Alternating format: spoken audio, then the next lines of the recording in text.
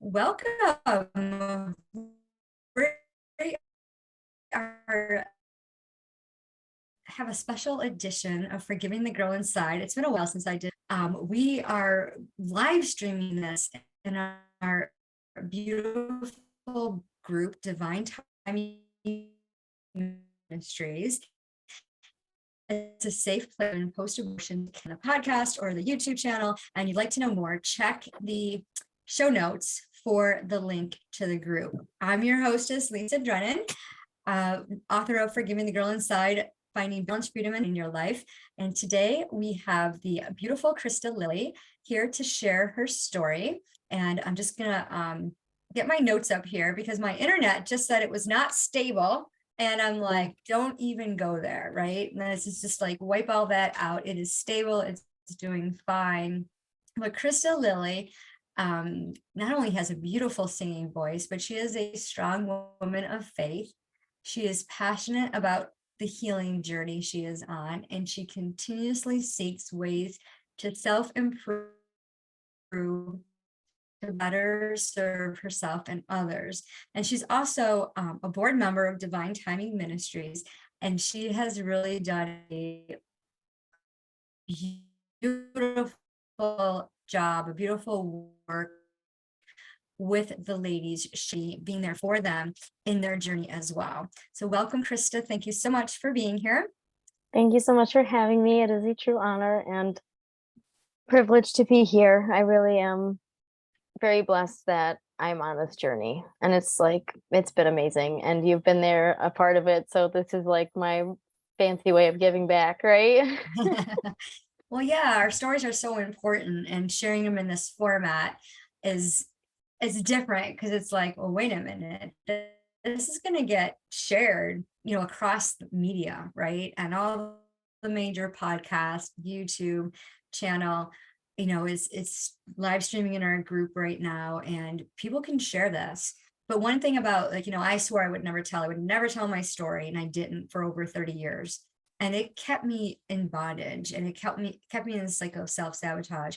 So for you to be able to share your story in this platform, awesome. It's like so amazing. I love it.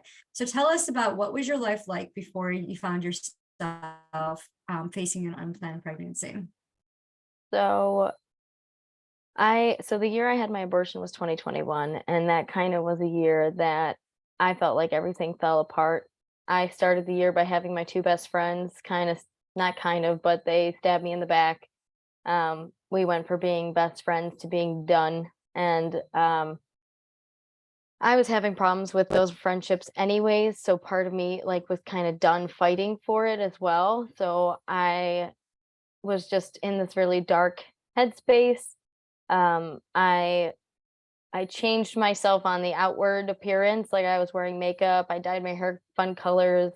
I just didn't want to be me, because I obviously, based on the fact that I no longer had my two best friends, I was unworthy of good things, is what I really felt. So I was creating a new version of me that I felt would be worthy of good stuff. And I was just kind of doing my own thing and just kind of going up and down in a roller coaster of emotions, kind of whatever, lollygagging my life and doing crazy things that just were like, it feels good, so I'll do it, I don't care. And my life was a little bit of a mess. And then I met someone who I saw as like a rescue from my own misery.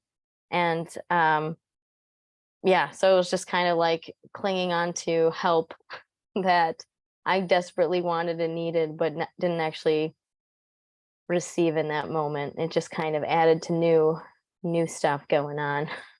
Yeah. So And so often we search for something because we have this void. So we'll go after things that we think might fill us. So you find out you're pregnant, you meet this guy, you find out that you're pregnant. How did you feel? What was your reaction? I got sick when I got pregnant. I had morning sickness, throwing up every morning, was just like in complete shock, because I was in denial at first because I knew something was wrong. And then I was like, I'm gonna push this off and not really discover what it is, but it made like just based on morning sickness and what I've learned about being pregnant, I was like, this is probably what this is, but I'm gonna avoid that thought for a little bit. And actually, my best friend from North Carolina was visiting, and it was her that was like, "You really should just do a pregnancy test." And I was like, "You're okay, you're not wrong." So I did the test, found out I was pregnant, and instant just regret and disappointment and just shame was everything. Like, and already, like, my body was, in a sense, I felt like rejecting it because of how sick I was feeling. And I I kind of just imploded because I was like, there's no way I can bring a child into this world that I hate so much, because a part of my crazy emotions and everything that has gone on with my life, I truly just didn't want to live. And being suicidal and living in the city where death was literally around me constantly, there were shootings, and a girl my age at 25 who was beaten and murdered literally around the corner from me. So like all these things, I was just like, I'm not even going to live that long. How could I bring a child into this world? And my best friend, who is still my best friend, and I don't think her advice like made a difference to my decision, other than she was like, you can't have a kid right now. And I was like, you're not wrong. Like, I didn't disagree, I didn't fight it, I just accepted that I was not made to be a mother. Even though I had wanted to be a mom all my life, I just didn't feel worthy. And I didn't want to stay so tied to the person who would have been the father of the kid, because I did not see him being someone who would be a good father to my child. And in my state of mind, I also didn't think I could be a good mother. And I just, there was so much doubt and fear. And financially, I was making breadcrumbs at a non-for-profit job, and it was like the organization itself was non-for-profit, so I wasn't making a lot of money. And I was like, I'm being stretched thin, and not, I can't take care of myself, I can't take care of a kid. It was just a bunch of can'ts and doubts and trust. And I apologize, I can't get my dog to not want to play with me. She's like always wanting to play. So I think she's helping me to try to get away from things, which I appreciate you trying to protect mommy, but I need to feel my feels. So will you just relax for a little bit, honey? Just relax with me. But She's yeah, trying so to cheer you up. what? She's trying to cheer you up. Exactly. She's like, "Mommy, you're looking sad. Let's play. You know that makes me feel better, so you'll feel." She can read your mind. Oh yeah. So yeah, it was a lot of bad just flooded. And having, my mother had had two abortions, and I knew the pain it had caused her and the regret that she had, but I refused to even let her know that I was pregnant. Even though after I found out, I was at her table and we were eating meatloaf, and I was so sick to my stomach I couldn't eat it. And I knew that if I told my mom, she was going to try to convince me out of an abortion, which I didn't want her to feel partially responsible for my choice, because I didn't want her to have those, like, what if I had said this or done this? Because at the time we were kind of estranged. And so my relationship with my parents wasn't very good, and my relationship with other people wasn't good. So I felt like I had zero support in the idea of having a kid. I was just like, there is no way anyone is going to accept me this way. So I chose to right away knew I was going to have an abortion. And I don't know who, I don't know if this is a kind of an extra confession I didn't plan on talking about, but it's been heavy on my heart. But I've done plan B before, and I didn't think of it as an abortion because I didn't know officially if I was pregnant or not, and I just took it as like a precaution. But I mean, the more I kind of wrestle with it and think about it, I think that mentally I knew that the possibility of having a kid and then stopping it is pretty much an abortion. And that I had sex and it was whatever, and it could have been a baby. And therefore I had done this without knowing I was pregnant like two other times. So like I just was like, yeah, there's no way I'm going to be a mother. Like was, I just wrote myself off as a lost cause. And that if I can't kill myself, I might as well kill this baby and save it the trouble of this life that I feel. Mhm. Every time I hear your story, I get chills. I'm like, yeah, and Plan B and these pills, they weren't around back in the 80s. We had an actual procedure, like a vacuum cleaner, and it's just every time I hear a story, I hear the vacuum cleaner suction go off. And it brings a lot of memories. And like I had 2 abortions, and the second one I don't even remember. I was just so numb, just numb. And I always said I never wanted to take my life because I was too scared to take my life, because I was conditioned to believe that if I took my life, I was going to go to hell, and I am not going to hell. Let alone breaking the 10 Commandments and all that religion stuff that gets in the way. That really messes with our thoughts. And these things that trigger me, and I'm sure you get your own triggers as well. Now you did it. Now what? You have to deal with the consequences. No one talks about that part. No one talks about what happens after you make the choice. Yeah. And I think, and you don't, right? You either share it or you don't. And so many women are afraid to share it because, I'll be judged. That's why I was afraid to share it. I'll be judged. I'll be looked upon. I'll be looked as a murderer, as somebody who decision. And thankfully I have 3 beautiful children. And back when I was 16, when I had my abortions, I was told it was just a blob of tissue. When you found out about you were pregnant, did you, or did you go for, what is it? So I just did like the peeing on the stick pregnancy test. So I knew of like, I've always been taught about consumption is that's when you're alive. That's what it is. And I knew that. I was conditioned to believe it, but I did not accept that as truth because I didn't want it to mess with the progression of my own life. Selfishly, I was like, it is a blob of tissue and it's not my life just because it's a blob of tissue right now. Like I just told myself the narrative I wanted to hear. And even at the doctor's office, I went in there with my excuses and reasons for why I needed this abortion. Like I was gonna go in there with the evidence and like the sound mind of like, this is the right choice. I don't care what you say. And no one tried to convince me otherwise. So I don't even know why I felt the need to put on, well, I know why, because I was trying to justify myself, but it was just like, I could have gone in there and just been like, I want an abortion and been flatlined, no emotions, and they still would have given it to me. I just chose to be theatrical about it and cry about it and tell them all the things that were wrong in my life and justifying why I don't care about this baby.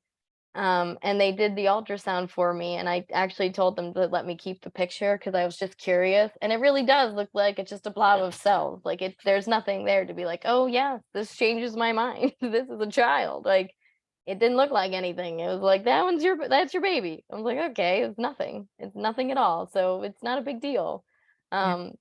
And it wasn't, so they still use pills and stuff like that at the doctor's office. So like I took one there and then I had to come home and put some up myself. So that was like the second procedure that I did at home. And I just was bleeding a lot and a lot of pain, just like horrible cramping. And I had a cyst on my ovary as well, like the size of an orange. So like that didn't help that I was in so much pain. But yeah, it was just like, and then it was done. And it was so weird because you went from being pregnant and sick every day to just bleeding every day. And then you're just like, and now it's over. And yet it's not really because that Yeah. feeling. So physically it was over. Yeah. I didn't have the physical symptoms of being pregnant anymore. How did that affect your emotions? I pretty much just died inside and I just assumed that I was the worst. I did a lot of just moping around, just blaming on not feeling well because of my cyst because I couldn't. So I got my abortion June 16th, 2021. And I got the cyst removed in September on the 29th. So I had all summer long and all, just to be miserable and mope and internally just dead. I just stopped caring about things and I was just numb and I didn't enjoy things. I didn't enjoy life.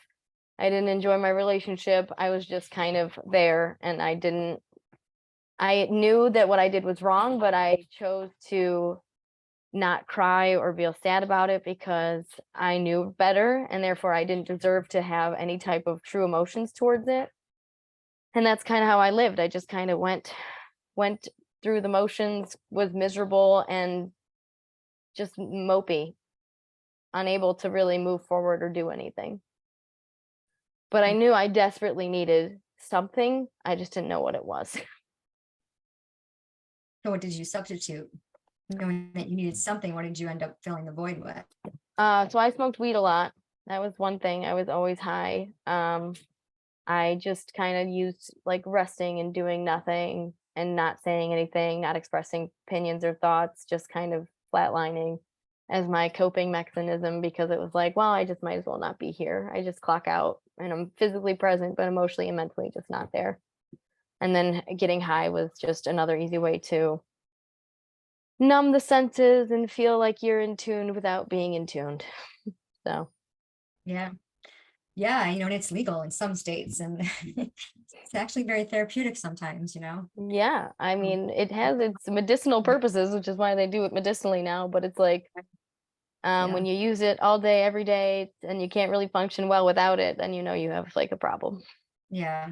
With anything. I mean, that could be too much exercise or too much, working or whatever, too many sports. Whatever we spend too much time on, we know that it's not healthy and it's taking away from that balance in life that we all desire. So when you made the choice to grieve, how did that process go? Like what was the oh, it's the word I'm looking for, the rock bottom moment where you So realized that you were done. yeah, so I kind of I in my head was thinking I'm never going to share this with anyone because I was like, all right, there's only a few people that know, and I don't need to tell anybody else. Like that's enough. Um, but my mom told me about this healing journey Bible study that you were hosting, and that was to me also like I knew I needed help. My relationship with God was pretty much non-existent to the point where I'm like, I don't know if he cares. I don't really like I want him to know me and I want to know him, but I don't know how to get there because I've already messed up my life so much. So my mom was like, "Hey, do you want to do this Bible study?" And I was like, "It's called the healing journey." I'm like, "Well, I need that, right?" Like I've tried so many things. I've done therapy. I was on medication for my anxiety and sleeping and um but I was like, it's not working. Like none of it was working to make me actually improve or get better. So my mom gave that to me as a birthday gift, and going through that, having a dedicated, honestly, like the having a weekly Bible study was something to get me out of my house, which was another place that felt like a death trap that I was just like surrounded by death and misery. So it got me out of my house. It gave me a direction and a purpose. So I was giving those 2 hours, an hour a day to homework and really like putting my thoughts and attitudes towards something, which I really do well with structure. And I was just kind of letting my life just do its own thing. So with that, we had to tell our story up until the point of when we had our meeting next, and writing out what had happened to me and my tales and my woes and whatever. I realized that I had to share about my abortion. Like that was a huge thing in me that broke me to the point where I knew that I needed help, and like I didn't want to hide it because I knew that wouldn't make it any better. So it was like writing it as a tale and just like realizing that was where my story really not began, but where I had the true mental shift of like, you crossed a line you can't uncross. And that desperation to be like, I need healing. And the only way this is going to heal is if I bring it to the light.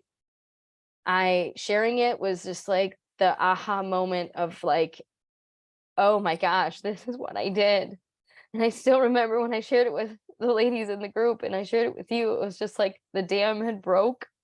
And like the realization too, like what the doctors had said to me about potentially not being able to have kids because of endometriosis and all the crappy things I was beating myself up about because of it was just like, oh my gosh.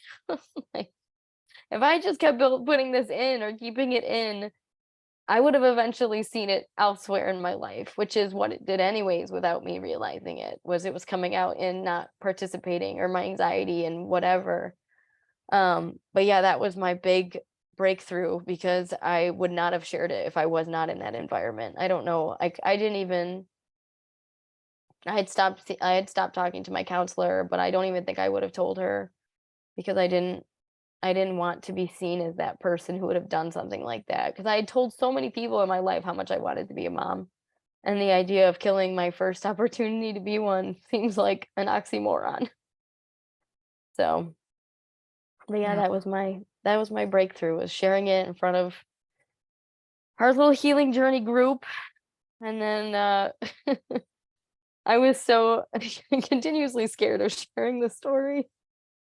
But with the gentle encouragement and lots of love and support, it was like I did a mother-daughter retreat with my mom in March of 22, and I decided to tell her then about my abortion and show her my little ultrasound. And I mean, I did never thought she would be mad at me or judge me or anything like that, but the more of just like the disappointment I didn't want to face of like I knew better, and I know she knew I knew better because she had an abortion and she told me about it, like, but she just loved me and we cried together and it was a beautiful moment, and it was like, okay, my mother knows. So we can keep sharing this. You're not dead. I'm not dead. This story is not condemning me. The more I share it, and it's like it's crazy because I've thought like you guys say that the more you share it, the better it gets. I didn't believe it at first, but the more I shared it, the more it became easier. And again, the more insight you get, and the more I get, the more insight I get, and the more I realize the way it's holding me back and how I can counteract that with moving forward and saying, I'm not defined by this situation. I do not choose to sit in misery and pain. And you know, I get to help others moving forward, which is even better. Like, not only am I helping myself, but I'm helping somebody else. And that to me is our truest calling, is to be in community and in connection with everybody else. Yeah, absolutely. And it's a beautiful story, and parts of it are so hard, and parts of it, you can see where, we have this wave of these emotions, when we talk about certain parts of it. And every single time you get that tingling in your heart, it's like, oh wow, I did it. Okay. And that's what gets easier, because all those layers just get unpeeled. And Yeah. it's a beautiful, beautiful journey. And I know it's really hard. Um, and I'm just in awe. Like, time really has, they say that time heals all wounds. I totally disagree. I don't think time has anything to do with the healing part. I think it has to do with your willingness to do the work. I chose to bury for over 30 years. I'm not going to heal something that I don't talk about. Yeah. And here it's been, what, almost a year and a half, right? Yeah. So June's coming up. So, I yeah, mean, we're close to almost 2 years, right? Or a year. What yeah. year are we in? We're in 23. 23. We're Yeah. in So 2023. if if I truly had gotten pregnant in like May, June time frame, my baby potentially would have been born in March Oh, 20, of 22, 22, right? Yeah. so much of 22. So just think, I mean, here it is, it hasn't even been a full year, right? Yeah. So like, wow, like can you see how far you've come back to where you were versus now? Yeah. And just because you took that action and that willingness to do that work, and it all started with sharing your story. So thank you. And I love that the title of this show is More to the Story, because Christa will be sharing more, because there's so Yeah. many different facets. I mean, our choice affects our wealth, health, and relationships. Mhm. And subconsciously, there's things in there that we haven't processed yet. I mean, I still get things that come up, and I have the tools now to do that. So this isn't one of the questions that you answered on the form. So I'm just going to put you on the spot a little bit, but I'm sure you'll be fine with it. If you were Yeah. to give this to someone who is post-abortion, who's hiding, Yeah. what would you say to them?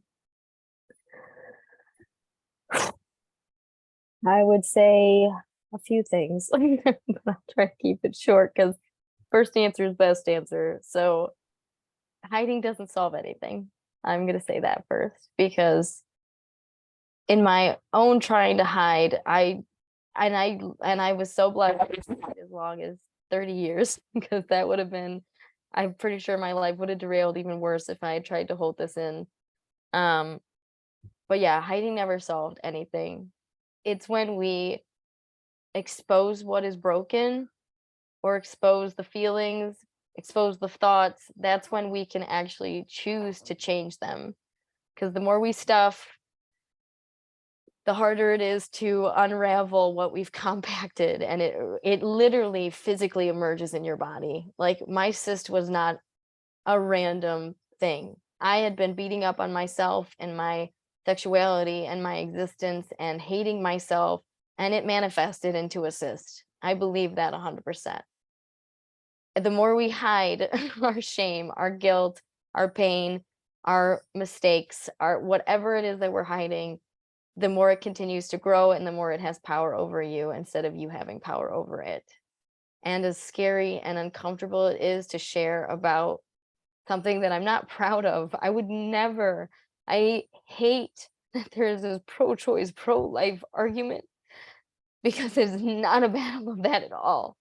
They act like it's such an easy choice, but the wake of women it leaves behind to deal with the broken pieces is terrible. Because we have a group of beautiful ladies in our Divine Timing Ministries that are hurting and there is no help for them. There was no help for me, really, until Lisa decided to do something about it, which is see a need, fill a need. She's incredible. But I would say join Divine Timing, get out of hiding. And even if you can just say it to a small group of people that you truly love and trust, say it. Get used to saying it out loud. It's a part of your past. It doesn't have to dictate your future.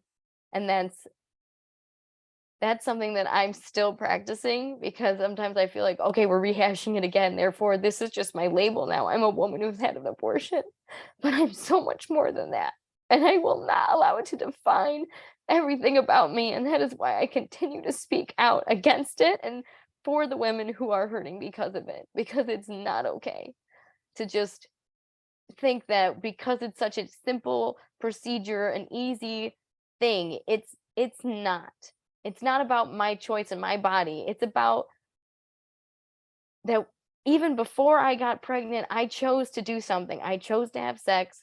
And yes, sometimes we have birth control that doesn't work, and that's we can't fault anybody, but nothing is perfect. So therefore, we chose to have sex, period, whether we thought we were protected or not.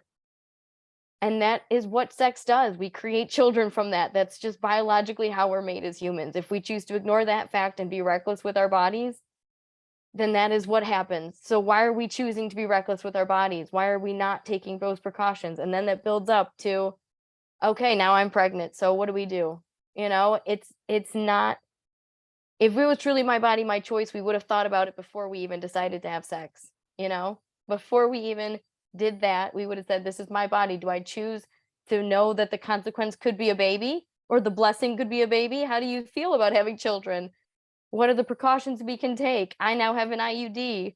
I didn't stop having sex, but I decided that I'm definitely not doing that again. And to me, that was also for my endometriosis. I'm bad at taking a pill all the time.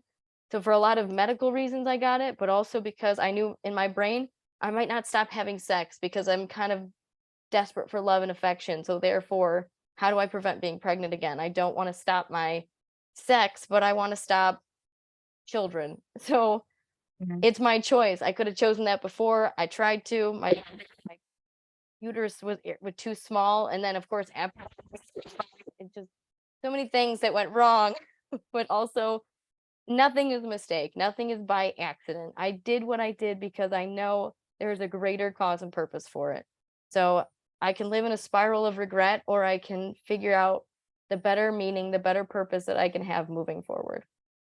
So I don't know if that 100% answered the question or went off on a tangent, but that's all I have to say about it. It was beautiful. No, it was perfect. Yeah, there's a lot of powerful words in there and some key phrases that I'm going to make sound bites out of to share because there's so much wisdom in what you said and so much truth. So thank you so much, Christa, for being Yeah. brave, for being courageous and sharing your story with us and on this platform. And if if you'd like to connect with Christa, come join Divine Time Ministries.